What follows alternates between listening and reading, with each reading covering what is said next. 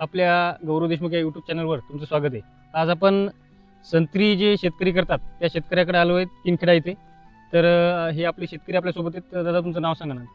माझं नाव मानकेश्वर पंढरीराव अवचार, राहणार किनखेडा, तालुका रिसोड, जिल्हा वाशिम.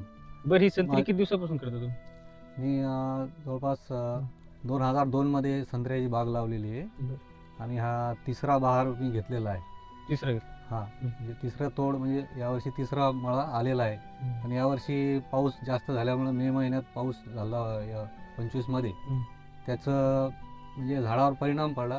ती नवती आली आणि फुलोऱ्यामध्ये गरमी असल्यामुळं फुलगळ झाली आणि मळा आलेला नाही. संत्रीचं नुकसान झालं त्यामुळे. हा, तर अजून याच्यावर कोणचे रोग वगैरे काय ते संत्रीवर अजून असं काय? संत्र्यावर नवतीमध्ये आणि फुलोऱ्यामध्ये त्याच्यावर सायला आणि मावा हे 2-4 रोग असे येतात. त्याच्यावर फवारणी घ्यावं लागते आणि खताचे डोस पुन्हा द्यावं लागतात. हो. तर मला विचारायचं, तुम्ही मागच्या वर्षी तुमची बाग आली होती, हो. तर किती काय गेली होती ती, कसा भाव होता त्या मागच्या वर्षी? मागच्या वर्षी म्हणजे हुंड्यात दिला होता, म्हणजे गुत्ता दिला होता.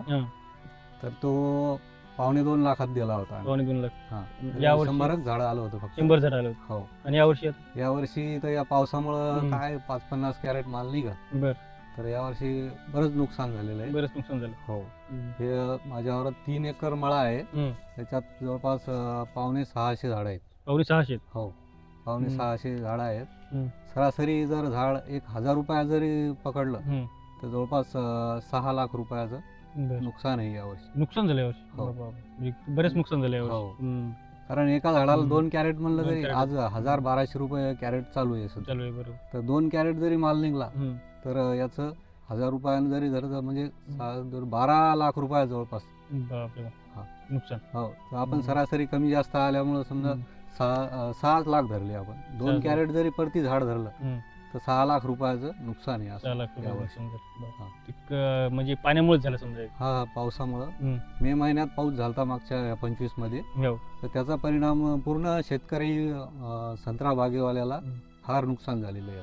अजून याची कशी काळजी घ्यावी लागते? म्हणजे आता हे संत्र्याचे तुम्ही पाण्याचं सांगितलंच, पण आता हे चांगलं फळ झालं पाहिजे काय? खत, फवारण्या आणि हे पाणी व्यवस्थित, समजा कधी ड्रीप न द्यायचं, कधी मोकळं पाणी द्यायचं, पाट पाणी. तर याचा बराच खर्च आहे याच्यावर. आणि हे वाळलेल्या फांद्या, हे सल वगैरे काढणं, म्हणजे बरंच मजूर लागतं याला. म्हणजे काय म्हणतात, आपलं खर्च जास्त आणि उत्पन्न कमी असं व्हावं लागलं या 4-5 वर्षात. म्हणजे संत्रावाला सध्या नुकसानीत आहे. तर आपल्या जे विदर्भातले शेतकरी आहेत तर ते आता संत्री करतात, तर म्हणजे त्यांचे आता नुकसान व्हायला असं तुमचं मत आहे? तर त्यांनी आता पुढे संत्री लावायला पाहिजे का नाही, मग तुमचं काय मत? लावले तर, पण हे निसर्गावर आहे. निसर्गावर लावायला पाहिजे, पण हे निसर्ग साथ देत नाही आणि सरकार याचा मोबदला देत नाही. समजा काही नुकसान भरपाई दिली पाहिजे तरच हा संत्रा पुरते. नाही तर दुसऱ्या शेतीतला माल पण चालला आणि हे मळा नुसता रानात उभा आहे आणि याचं काही उत्पन्न येत नाही. सरकार काय मोबदला देत नाही? काय नाही, अजून काय मिळाला नाही. तुम्ही काय केलं का अप्लाय वगैरे काय त्यासाठी नुकसान झाले? हो, माग केला होता अप्लाय, पण त्याचं अजून काही हे झालेलं नाही, मिळालेलं नाही. बरं, याला खत बियाणे तुम्ही बोलले लागतात, तर कोणचे लागतात, कोणत्या प्रकारचे लागतात, काय असतात? खत आपले बेसल डोस लागते त्याला. DAP, पोटॅश वगैरे अलग अलग प्रकारचे देतात, कोणी वेगवेगळ्या प्रकारचे देतात. तर आम्ही चर पाडून आता याला 2-4 दिवस झाले खत दिलं आणि हे मोकळं पाणी चालू आहे. ड्रिपच्या माध्यमातून असते का? ड्रिप मध्ये आणि हे पाटपाणी दोन्हीकडून साईड केलेले आहेत. त्यांना खत टाकलं त्या दांडामध्ये, त्या भिजवलंय. आता चालू आहे सध्या ड्रिप पण चालू आहे. मग आता ड्रिप आणि खत दिले त्याच्या समोर आता येतील नाही, अजून फळ येत नाहीत आता याच्यानंतर? त्या टायमात नाही, या टायमात आता हा बार निघून जाईल.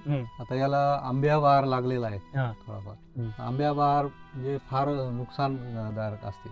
आंब्या बार पावसाळ्यामध्ये येतो. पावसाळ्यामध्ये याला रोगराई जास्त लागते त्याला, फळमाशी. आंब्या बहारला फळमाशी जास्त लागते आणि पाऊस सतत चालू असल्यामुळे जास्त कीड येते त्याच्यावर, जास्त कीड. तर मृग बहार जो असते ना, तर तो चांगला असते शेतकऱ्यासाठी.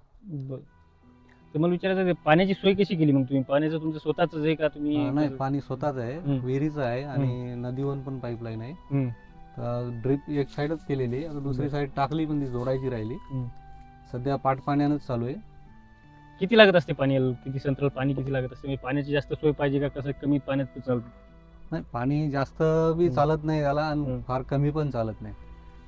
बरं, एका एकराला किती सरासरी हे पडते? म्हणजे आपल्याला उत्पादन जर घ्यायचं असेल शेतकऱ्याला तर किती पडते सरासरी? जर चांगला समजा आपण धरून चालू चांगला आला समजा संत्री तर किती होईल? तर आता माझा 3 एकराचा मळा आहे. बरं. जर पूर्ण जर झाडं आले तर 2 कॅरेटचा हिसाब जरी धरला तर साईन 1200 कॅरेट माल निघाला. समजा 2 कॅरेटचं जरी झालं. हा, 2 कॅरेट जरी माल झाला 1200 कॅरेट माल निघाला. सरासरी कमीत कमी 500 जरी धरला तर आपला 6 लाखाचं उत्पन्न व्हावं लागलं. जर तो चांगला माल आला. चांगला जर पूर्ण झाडं आले तर. तुम्हाला आता कृषी विभाग असते आपला, समजा कोणी कृषी सेवक असतात त्याचा, तर त्यांच्याकडून काही सल्ला वगैरे भेटते का की बा कसं ह्याचं नुकसान टाळलं पाहिजे, कशा गोष्टी झाल्या पाहिजे, अशी काही माहिती भेटते? हो, कृषी सहाय्यक येऊन भेट देतात. आणि आपले करडा कृषी विज्ञान केंद्राचे निवृत्ती पाटील साहेब, त्यांचं सुद्धा मार्गदर्शन असते आम्हाला. ते पण व्हिजिट करतात आमच्या मळ्याला. काही कमी जास्त असं खतं पाणी फवारण्या ते सांगतात आम्हाला. ते सांगतात तुम्हाला? हो. मला आता विचारायचं होतं, आता समजा एखादी नवीन शेतकरी असतील, युवा शेतकरी असतील, त्याला जर ही संत्र्याची शेती करायची असेल तर तुमचा काय सल्ला राहील? कशी शेती केली पाहिजे? हां, तर नवीन शेतकऱ्याला सांगायचं असं म्हणजे की तुम्ही होताच तर शेती निवड कसं करा किंवा चढाची शेती म्हणजे पाणी थांबलं नाही पाहिजे त्या शेतीत, अशी शेती तुम्ही फळबागेसाठी निवड करू शकता. शेतीत पाणी नाही थांबलं पाहिजे. चिबडी रान पाहिजे नाही असं माझं एक मत. किंवा पाण्याचा उतार एक साईडला असला पाहिजे. पाणी शेतात पावसाळ्यामध्ये थांबलं नाही पाहिजे. आणि होताच तर कलमा चांगल्या विद्यापीठाच्या घेतल्या पाहिजे. आणि लागवड करताना चांगल्या तज्ज्ञाचे सल्ला घेऊन त्या प्रकारे लावली पाहिजे. तर ही कशी लागवड असते? म्हणजे किती याच्यात अंतर असते? असं किती असते? हे कसं आपापल्या हिशोबाने लावू शकतात लोक. आता आमचं 12x18चं आहे, कोणी 15x18 लावते, कोणी 18x18 लावते, अशी याची लागवड करतात. आता शासनाकडून काही मदत आहे का तुम्हाला? म्हणजे आपण शासनाकडून कसं काही गोष्टीची आहे का मदत यासाठी? हो ना, फळबाग योजनेतूनच मी लागवड केलेली आहे कृषी विभागातून. तर 2002 मध्ये केलेलं आहे. 2002 मध्ये. तर ही शासनाची म्हणजे कशी असते ती, म्हणजे कसं अप्लाय करायला लागतं त्याबद्दल थोडं सांगा. कृषी विभागातून फळबाग योजनेचे भरपूर असं चालू आहे. नानासाहेब खोंडकर त्याचं पण आहे. आणि रोजगार हमीतून अल्पभूधारकासाठी पण आहे. त्याचं ग्रामपंचायतमध्ये ठराव लागतो त्याला. हां, ते रोजगार हमीमधून लागवड केल्या जाते. अजून तुम्हाला शेतकऱ्याला काही सल्ला द्यायचा असेल तर तुम्ही देऊ शकता काय असेल आपल्या चॅनलमध्ये? शेतकऱ्याला एवढंच सांगू शकतो की आपण फळबागेच्या माध्यमातून जरी भेटलं तरी करू शकता, नाही तर वैयक्तिक सुद्धा आपण. मी स्वतः वैयक्तिकच असं ठरवलं की आपल्याला मळा करायचा, योजनेसाठी करायचा नाही, असं माझा पूर्ण निश्चय होता. मी योजनेचा पण लाभ घेतला आणि स्वतः पण तयारी होती की योजनेचे भेटो किंवा न भेटो पण आपल्याला मळा करायचा म्हणजे करायचं. आता मला एक प्रश्न होता की आता आपल्या इकडे झाडतोड पण बरीच होती, समजा झाडाची तोडणी जास्त होती, तर त्या माध्यमातून तुम्हाला काय सांगायचं सरकारला, असं काय आहे का? माझं एक वैयक्तिक असं आहे किंवा निसर्गाचा ऱ्हास होत आहे, कारण झाडतोड भरपूर झाले, टेम्परेचर वाढत आहे. तर शासनाला माझी एवढीच विनंती आहे की शेतकऱ्याला फळबागेच्या मार्फत त्यांना फळबागेचा चांगला मोबदला देऊन लोक फळबागेकडे वळतील आणि फळबागेच्या रूपात झाड लागवड होईल आणि त्यातून जमिनीची धूप कमी होईल आणि त्या माध्यमातून पर्यावरणाला सुद्धा लोक याची निगा घेऊन, म्हणजे झाडं तसं वैयक्तिक झाडं कोणी लावणार नाही, किती जरी हजारो खर्च केला तर लोक झाडं लावत नाहीत. बरोबर. तर या फळबागेच्या माध्यमातून एकतर उत्पन्न बी निघा लागलं आणि झाडं पण लागवड बरोबर. तर हे आपले शेतकरी होते की जे संत्री शेती करतात, तर त्यांनी सांगितलं की यावर्षी कसं आहे की हवामान बदल झाला, तर त्यामुळे त्यांचं बरंचसं नुकसान, जवळपास 6 लाखाचं नुकसान झालं त्यांचं असं मत आहे. तर मागच्या वर्षी त्यांना चांगली संत्री झाली होती, त्यांना कमी आला होता पण उत्पादन चांगलं झालं होतं त्या मनाने. पण यावर्षी खर्च पण निघला.